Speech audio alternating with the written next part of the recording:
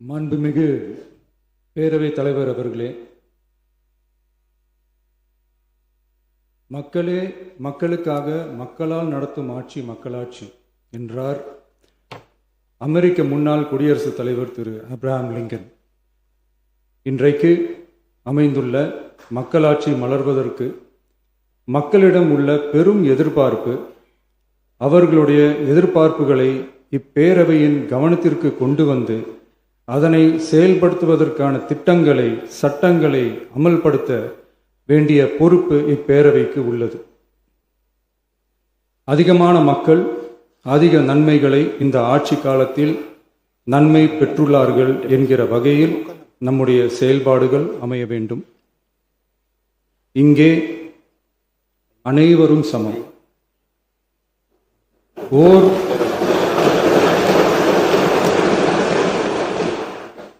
ஓர் உறுப்பினரை கொண்ட கட்சிகள் இங்கே இடம் பெற்றிருந்தாலும் அவர்களுடைய கருத்துகளுக்கும் அதிக எண்ணிக்கை பெற்ற தமிழக வெற்றிக் கழக உறுப்பினர்கள் தெரிவிக்கும் கருத்துகளுக்கும் சமமாகவே மதிப்பளிக்கப்பட்டு நல்லவை ஏற்கப்பட்டு அல்லவை நிராகரிக்கப்பட்டு ஜனநாயகத்தின் இதயமாகவும் மூளையாகவும் இப்பேரவை செயல்பட வேண்டும். அதற்குரிய வகையில் பெருமை வாய்ந்த வரலாற்று சிறப்பு கொண்ட இப்பேரவையை நடத்தி செல்லும் பண்பை பெற்றுள்ளவரையே தமிழக வெற்றிக் கழகம் முன்மொழிந்து தாங்கள் இன்றைக்கு இந்த ஆசனத்தில் அமர்ந்துள்ளீர்கள். மாண்புமிகு பேரவைத் தலைவர் அவர்களே, தாங்கள் பேரவைத் தலைவராக ஒருமனதாக தேர்ந்தெடுக்கப்பட்டுள்ளீர்கள். தங்களை இந்த ஆசனத்தில் மாண்புமிகு பேரவை முன்னவரும் எதிர்க்கட்சி தலைவரும் தங்களுடைய கரங்களை பிடித்து அழைத்து சென்று அமர வைத்தார்கள். இந்த சம்பிரதாயம் எப்படி வந்தது என்று சொன்னால் சுவாரஸ்யமாக இருக்கும். பெரிய வரலாறு சம்பவத்தில் உள்ளது. இங்கிலாந்து நாட்டில் உள்ள பாராளுமன்ற நடைமுறைகளை போன்றதே நம்முடைய பாராளுமன்ற நடைமுறைகளும். மன்னராட்சி இருந்த காலத்திலேயே அங்க பாராளுமன்றம் இயங்கியுள்ளது. அக்காலத்தில் அனைத்து அதிகாரங்களையும் பெற்ற மன்னரும் இருந்தார், பாராளுமன்றமும் இயங்கியது. அங்கே மன்னர் ஒரு பணியை செய்ய வேண்டும் என்று விரும்புவார், பாராளுமன்றம் அவருடைய விருப்பத்தை பெரும்பாலும் நிராகரிக்கும். மன்னர் விரும்பிய காரியத்தை பாராளுமன்றம் நிராகரித்து விட்டது என்கிற செய்தியை மன்னருக்கு சொல்ல வேண்டியவர் பாராளுமன்ற தலைவர், ஸ்பீக்கர் என்பார்கள். பாராளுமன்றத்தின் கருத்தை மன்னரிடம் சொல்ல வேண்டியவர் ஸ்பீக்கர். அதற்கு துணிவு வேண்டும். சில பணிகளை செய்வதற்குத்தான் பாராளுமன்றத்தின் அனுமதி வேண்டுமே தவிர அந்த ராஜ்யத்தில் உள்ள எந்த பிரஜைக்கும் மரண தண்டனை விதிக்கும் அதிகாரம் மன்னருக்கு உண்டு. தான் விரும்பியதை பாராளுமன்றம் நிராகரித்து விட்டது என்று சொல்லும் ஸ்பீக்கருக்கு மரண தண்டனை விதிக்கும்படி ஆணையிடுவார். தலையை வெட்டி விடுங்கள் என்று ஆணையிடுவார்கள். இது பலமுறை நடந்ததால் யாருமே இந்த ஸ்பீக்கர் பதவிக்கு வர விரும்ப மாட்டார்கள். எனவே புதிதாக பாராளுமன்றம் அமையும் போது ஸ்பீக்கர் பதவிக்கு ஒருவர் அறிவிக்கப்பட்டவுடன் அவர் உடனே தலை தப்பித்தால் போதும் என்று ஓட்டம் பிடிப்பார். அணை முன்னவரும் எதிர்க்கட்சி தலைவரும் அவரை தடுத்து நிறுத்தி அவர் கைகளை பிடித்து இழுத்து வந்த ஆசனத்தில் அமர வைப்பார்கள். இதுதான் அந்த காலத்தில் இருந்து வந்த மரபு. ஜனநாயக முறை ஏற்பட்ட பிறகும் இம்மரபு தொடர்கிறது. நிச்சயமாக தமிழக வெற்றிக் கழக உறுப்பினர்கள் அனைவருமே உங்களுக்கு உதவிகரமாகவே இருப்பார்கள் என்கிற வாக்குறுதியை இந்நேரத்தில் அளிக்க விரும்புகிறேன். பேரவையின் மாண்பையும் கண்ணியத்தையும் பேரவை உறுப்பினர்களின் கண்ணியத்தையும் காக்க வேண்டிய பொறுப்பை உங்களிடத்தில் ஒப்படைத்திருக்கிறார்கள். தற்காலிக பேரவைத் தலைவர் பொறுப்பில் மிக சிறப்பாக பணியாற்றிய நம்முடைய உறுப்பினர் திரு மூவி கருப்பையா அவர்களை சந்திக்க நேற்றுக்கு சென்றிருந்தேன். அங்கே முந்தைய பேரவைத் தலைவர்கள் படங்களை கண்ணுற்ற போது, அவர்களை பற்றி அறிந்த போது உண்மையிலே எனக்கு பெருமிதம் தந்தது. ஏனென்றால் எடுத்துக்காட்டாக விளங்கும் திரு ஜே சிவ சண்முகம் பிள்ளை, டாக்டர் யு கிருஷ்ணராவ், திரு எஸ் செல்லப்பாண்டியன் அவர்களுடைய வரிசையில் மிக சரியான ஒருவரையே நாம் முன்மொழிந்துள்ளோம் என பெருமை அடைந்தேன். அதே போன்றுதான் நம்முடைய பேரவை துணைத் தலைவர் அவர்களும் நீங்கள் இருவருமே மிக சாதாரண குடும்பத்தில் பிறந்து மக்கள் பணியாற்ற வேண்டும் என்கிற அவாவில் செயல்பட்டு வந்தவர்கள். குணம் நாடி குற்றமும் நாடி அவற்றுள் மிகை நாடி மிக்க கொளல் எனும் வள்ளுவரின் வாய்மொழிக்கேற்ப சட்டமன்ற நடவடிக்கைகள் சீராக, செம்மையாக, அமைதியாக நடைபெறும் வகையிலும் சட்டமன்ற ஜனநாயக பண்புகள், நெறிமுறைகள் பேணி பாதுகாக்கப்படும் வகையிலும் இந்த அவைக்கு பேரவை தலைவரும் பேரவை துணைத் தலைவரும் பெருமை சேர்ப்பீர்கள் எனும் நம்பிக்கை எனக்கு உண்டு. அரசியலுக்கு அப்பாற்பட்டு மனிதர்களை மதிக்கும் நல்ல பண்புகள் நிலைநாட்டப்பட வேண்டும். தமிழ் பண்பாடு போற்றப்பட வேண்டும்.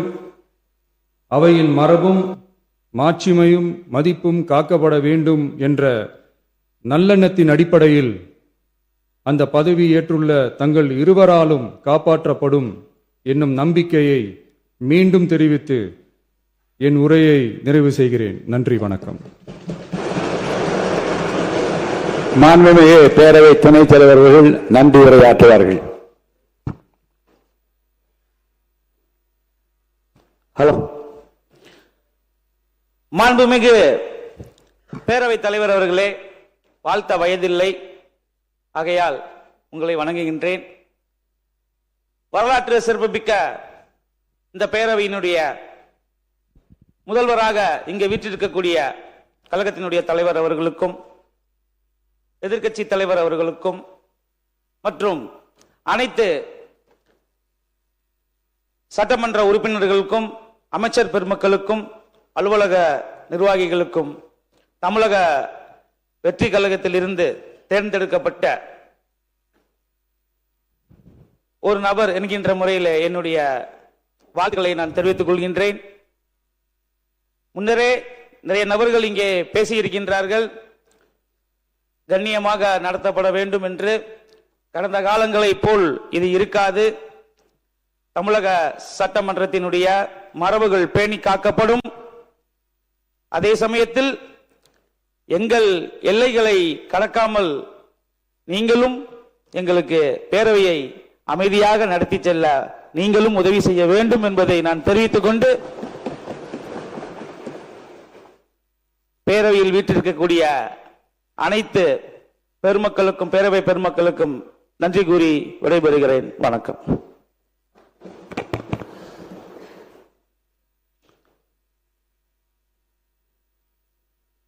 எங்கள் வாழ்வும் எங்கள் வளமும் மங்காத தமிழென்று சங்கே முழங்கு என்று தமிழ் தாயை வணங்கி தொடங்குகிறேன்.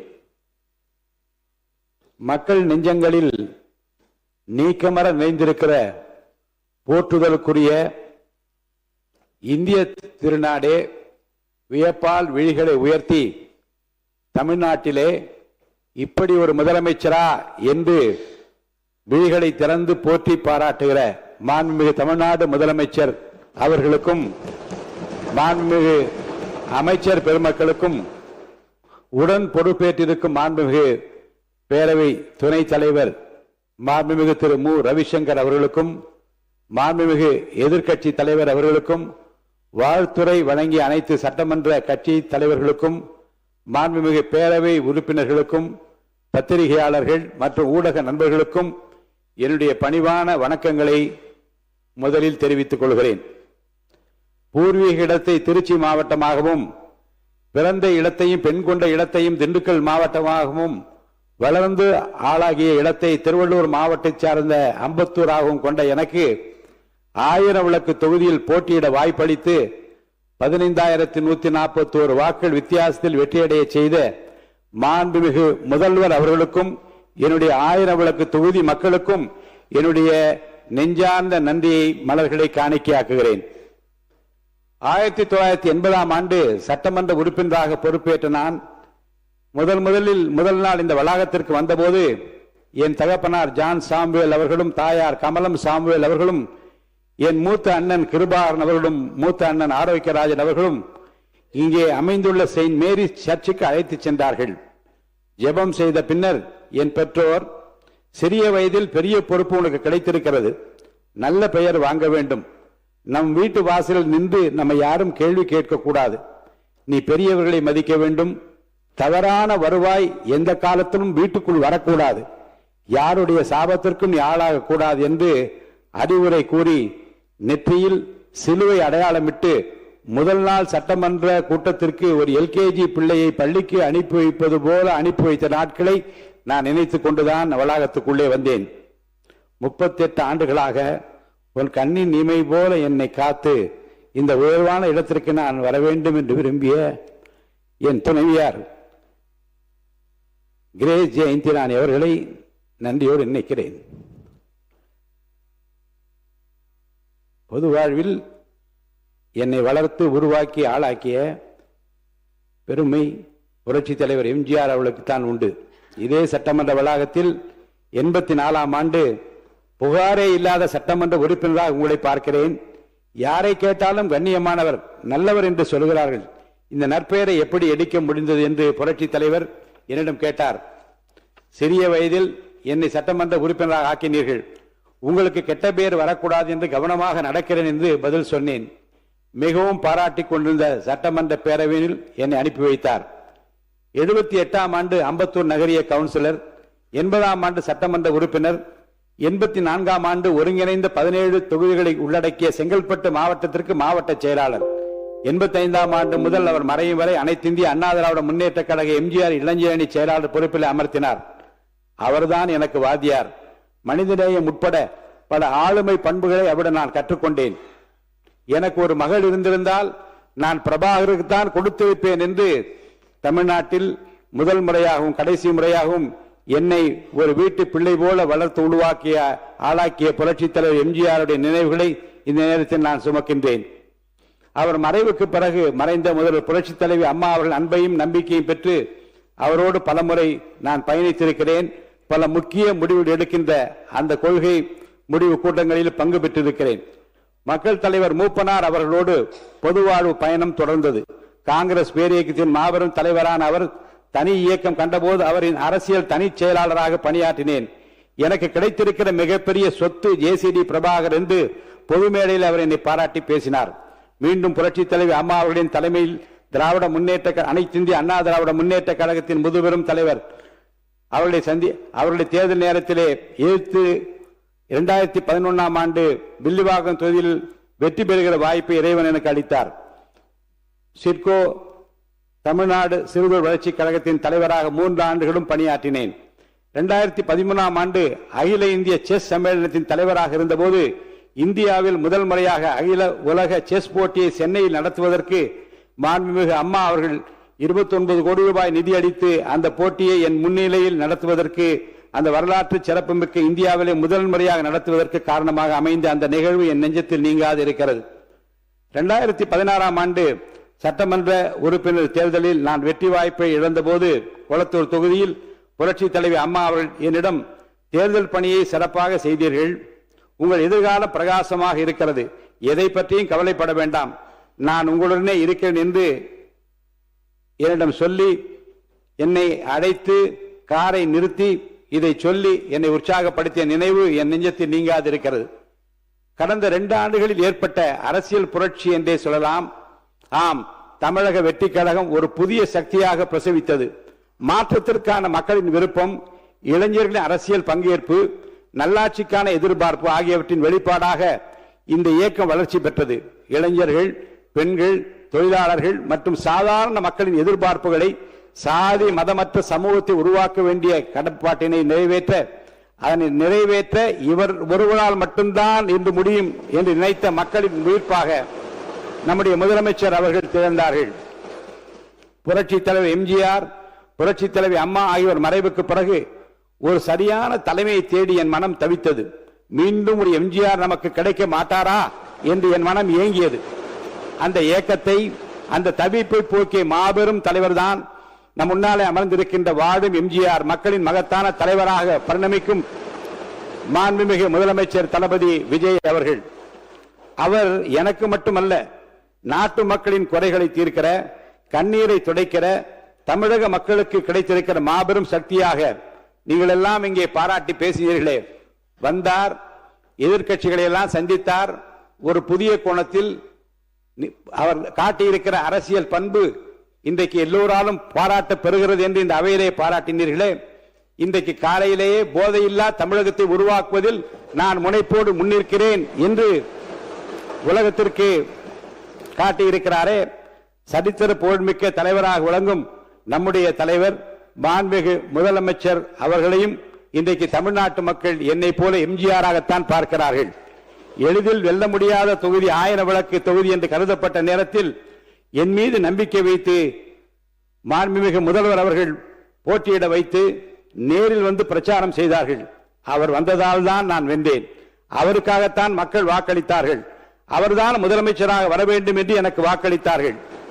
வாக்களித்த 1000 விளக்கு தொகுதி வாக்காளர் பெருமக்களுக்கு என் நெஞ்சார்ந்த நன்றியை மீண்டும் தெரிவித்துக் கொள்கிறேன். தமிழக வெற்றி கழக தொண்டர்களைப் போல கைமாறு கருதாமல் உழைக்கக்கூடிய, காசு பணம் கேட்காமல் உழைக்கக்கூடிய, வெட்டிவா என்றால் கட்டி வருகிற கட்டிடம் காளைகள் நிறைந்திருக்கிற ஒரு வெற்றி கழகமாக இந்த கழகம் உங்கள் தலைமையை ஏற்று தேர்தல் காலத்தில் அவர்கள் ஆற்றிய பணிகளை நான் உள்ளபடியே போற்ற கடமைப்பட்டிருக்கிறேன். இந்த நேரத்தில் நான் நன்றியை தெரிவிக்க கடமைப்பட்டிருக்கிறேன். தமிழக அரசியல் வரலாற்றில் இந்த பொது தேர்தல் மாபெரும் பல உண்மைகளை நமக்கு எடுத்து உரைக்கிறது. தாங்கள் விரும்புகிற தலைவர் முதலமைச்சராக வர வேண்டும் என்று மக்கள் விரும்பினால், தலைவர் வாய்ப்பளித்த வேட்பாளர்களை தாங்கள் விரும்புகிற தலைவரின் உருவாகவே நினைத்து சாதி, மதம், இனம், மொழி என பாராமல் வெற்றி பெற செய்வார்கள் தமிழக மக்கள். ஆம் மாமன்ற உறுப்பினர்களே, அலை வீசியது. அது விஜய் அலை, அது வெற்றி அலை, அது விசில் அலை. காசு பணம் கொடுத்தால் ஓட்டு கிடைக்கும் என நினைத்து செயல்பட்டுக் கொண்டிருந்த காலத்தில் அவற்றையெல்லாம் புறந்தள்ளி மாசு மறுபற்ற ஒரு தலைவனுக்காக எந்த தியாகம் செய்ய தயாராக மக்கள் களத்தில் குதித்ததை பார்க்க முடிந்தது. கூட்டத்திற்கு வலுக்கட்டாயமாக ஆள் சேர்த்து அனைத்து கட்சிகளும் செயல்பட்ட நேரத்தில் எங்கள் நெஞ்சம் நிறைந்த தலைவரை பார்த்துவிட வேண்டும் என்று சொந்த காசை செலவழித்து ஓடோடி வந்த மக்கள் தான் இறைவன் எங்கள் தலைவருக்கு அளித்திருக்கிற மாபெரும் அருட்கொடை. சூழ்ச்சிகள், தந்திரங்கள், முட்டுக்கட்டைகள், தடைகள் ஏராளம்.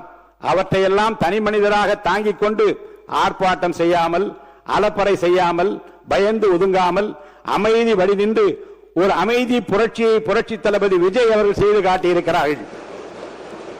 ஆட்சியிலும் பங்கு, அதிகாரத்திலும் பங்கு என்ற அறைகோள் விடுத்தும் செவிசாயா நிலையில் இருந்த கட்சிகளின் எண்ணங்களையும் தொடர்ந்து சோர்ந்து போக செய்யும் வகையில் வந்த தேர்தல் கணிப்புகளையும் பொய்யாக்கி, கூட்டணி இல்லாமல் தனி மனிதராக மக்களோடு மட்டும் கூட்டணி வைத்து ஒரு மாபெரும் வெற்றியை தமிழக வரலாற்றில் பெற்று காட்டிய பெருமை தளபதி முதலமைச்சர் அவர்களுக்கு மட்டும்தான் உண்டு. தளபதி முதல்வர் அவர்களிடம் நாடும் நாட்டு மக்களும் நிறைய எதிர்பார்க்கிறார்கள். அவர்களின் கலங்கரை விளக்கமாக எதிர்பார்க்கிறார்கள். உங்களால் மட்டும்தான் அவர்களை உயர்த்த முடியும். உங்களால் மட்டும்தான் அவர்களை உயர்த்த முடியும். தமிழ்நாட்டுக்கு மட்டுமல்ல, இந்திய துணை கண்டத்திற்கே தாங்கள் வழிகாட்டக்கூடிய நாள் நெருங்கி கொடுக்கிறது. தமிழ்நாடு சட்டமன்ற பேரவை என்பது மக்களின் ஏகோபித்த குரல் ஒலிக்கும்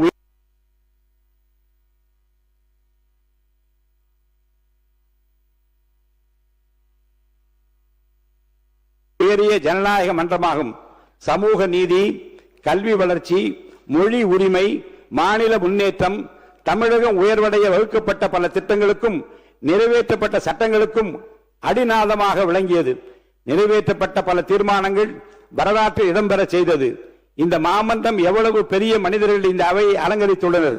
ஆக்கப்பூர்வமான கருத்துக்களால் தமிழகத்தை உயர்வடைய செய்துள்ளனர். இந்த அவைக்குள்ளே இருப்பதே மிகப்பெரிய பெருமை. அந்த பெருமையை பெற்ற பலரில் நானும் ஒருவரானேன் உங்களாலே. இன்றைக்கும் என் அரசியல் வாழ்வில் பெரும் வைரக்கல்லாக மாண்புமிகு முதலமைச்சர் அவர்கள் இந்த பொறுப்பை எனக்கு வழங்கி இருக்கிறார்கள். எவ்வளவு பெரிய பதவி! நான் சிறியவன், உண்மையிலேயே கண்ணீர் வருகிறது. மிகப்பெரிய கௌரவத்தை எனக்கு வழங்கி நம்முடைய தலைவர் அவர்கள், முதலமைச்சர் அவர்கள் என்னை சிறப்பித்திருக்கிறார்கள். மாண்புமிகு முதலமைச்சர் அவர்களுக்கும் ஒரு மனதாக என்னை தேர்வு செய்து எனக்கு வாழ்த்துறை வழங்கிய அனைவருக்கும் என்னுடைய மனமார்ந்த நன்றியை தெரிவித்துக் கொள்கிறேன். மிகப்பெரிய கௌரவத்தை பெற்றுள்ள இந்த மகிழ்ச்சிகரமான தருணத்தில் எனக்கு உறுதுணையாக நின்ற குடும்பத்தார் அனைவருக்கும் என்னுடைய நெஞ்சார்ந்த நன்றியும், நண்பர்களுக்கும் நன்றியும் தெரிவித்துக் கொள்கிறேன். இந்த உயரிய பொறுப்பு வெறும் பதவி அல்ல, ஜனநாயகத்தின் மாண்பையும் மக்களின் நம்பிக்கையையும் பாதுகாக்கும் அரசியலமைப்பு செயல்பாட்டுக்கு பொறுப்பாகும். இந்த நாற்காலில் அமர்ந்த பின் நான் எந்த கட்சிக்கும் சார்பில்லாமல் முழு அவையின் தலைவராக செயல்படுவேன். ஆளும் தரப்பிற்கும் எதிர்கட்சிக்கும் சம வாய்ப்பும் உரிமையும் வழங்கப்படும். எதிர்கருத்துகளும் ஜனநாயகத்தில் வலிமை என்பதை மனதில் கொண்டு தரமான விவாதங்களுக்கு நான் ஊக்கமளிப்பேன். தமிழக மக்கள் நம்மை அரசியல் மோதலுக்காக அல்ல, மக்கள் பிரச்சனைக்கான தீர்வுகளை உருவாக்குவதற்காக அவைக்கு அனுப்பியுள்ளனர். எனவே நாம் அனைவரும் அவையின் மாண்பை பாதுகாப்போம், தரமான விவாதங்களை வைப்போம், தனிப்பட்ட விமர்சனங்களை தவிர்ப்போம், மக்கள் நல சட்டங்களை முன்னிலைப்படுத்துவோம். இந்த அவை இந்தியாவிற்கு முன்மாதிரியாக திகழ்ந்தது, அது திகழ வேண்டும் என்பதில் நாம் அனைவரும் ஒன்றாக பணியாற்ற வேண்டும் என்று அனைவரையும் பணிவன்புடன் கேட்டுக்கொள்கிறேன். தமிழ் மொழி நமது அடையாளம் மட்டுமல்ல, அது நமது சிந்தனை மற்றும் பண்பாட்டின் மரபின் உயிராகும். இந்த அவையில் தமிழ் மொழி மேலும் வளமுடன் பயன்பட வேண்டும் என்பதில் நான் உறுதியாக இருக்கிறேன். சொல்லுக சொல்லை பிரிதோர் சொல், அச்சொல்லை வெல்லுஞ்சொல் இன்மை அறிந்து என்று திருவள்ளுவரின் வாக்கிற்கிணங்க இந்த அவையில் பேசப்படும் ஒவ்வொரு சொல்லும் மக்களுக்கு பயனளிக்கும் உயரிய சொல்லாக அமைதல் வேண்டும். அந்த வகையில் மாண்புமிகு உறுப்பினர் அனைவரும் செயல்பட வேண்டும் என்று நான் உங்களை வேண்டி கேட்டுக் கொள்கிறேன். காகிதமில்லா சட்டமன்ற நடைமுறைகள், டிஜிட்டல் தகவல் பரிமாற்றம் மற்றும் தொழில்நுட்ப வசதிகள் மூலம் தமிழ்நாடு சட்டமன்றம் இந்தியாவில் தொழில்நுட்பத்திலும் முன்னணி சட்டமன்றமாக திகழ வேண்டும். நீண்ட அனுபவமிக்க நம்முடைய பேரவை முதன்மை செயலாளர் உள்ளிட்ட சட்டமன்ற செயலக அதிகாரிகள் மற்றும் பணியாளர்கள் இந்த அவையின் செயல்பாடுகளுக்கு வலுவான ஆதாரமாக தொடர்ந்து செயல்படுவார் என்று நான் உறுதியாக நம்புகிறேன். சட்டமன்ற நடவடிக்கைகளை மக்களிடம் கொண்டு சேர்க்கும் ஊடகங்களின் பங்களிப்பும் பாராட்டத்தக்க வகையில் அமையும் என என்னுடைய விருப்பத்தை தெரிவித்து, இந்த அவையின் உண்மையான எஜமானர்கள் மக்கள்தான். கிராமம் முதல் மாநகரம் வரை, விவசாயி முதல் தொழிலதிபர் வரை, இளையோர் முதல் முதியோர் வரை அனைத்து தரப்பினரின் நலனும் இந்த அவையின் சிந்தையாக அமைதல் வேண்டும்.